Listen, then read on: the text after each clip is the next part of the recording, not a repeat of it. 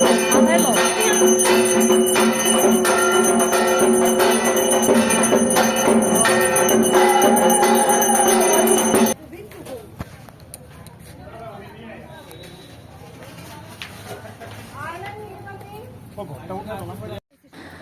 আমরা চলে এসেছি পাতা ভাষাতে। তো এটা হলো জাহাজ ঘাটে এসেছি, আর খুব সুন্দর সিনারিটা দেখো।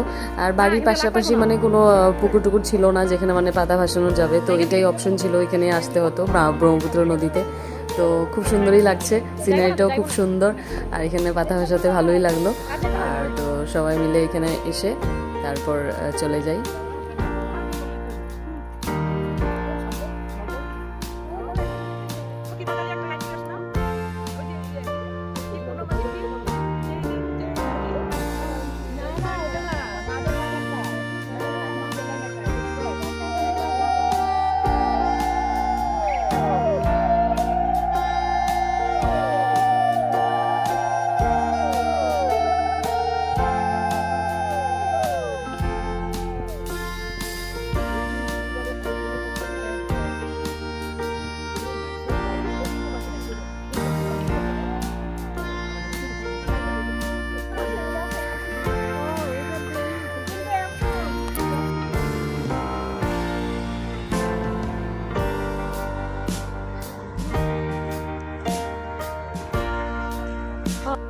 তো ফাইনালি সব কমপ্লিট হলো, এখন চলে এসেছি আমরা প্রসাদ গ্রহণ করতে।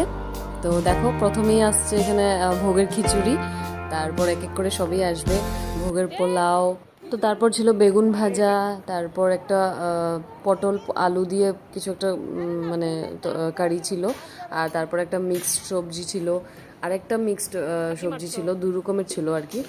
তো জানি না একটা কী ছিল, হ্যাঁ একটা পনিরের একটা কিছু ছিল।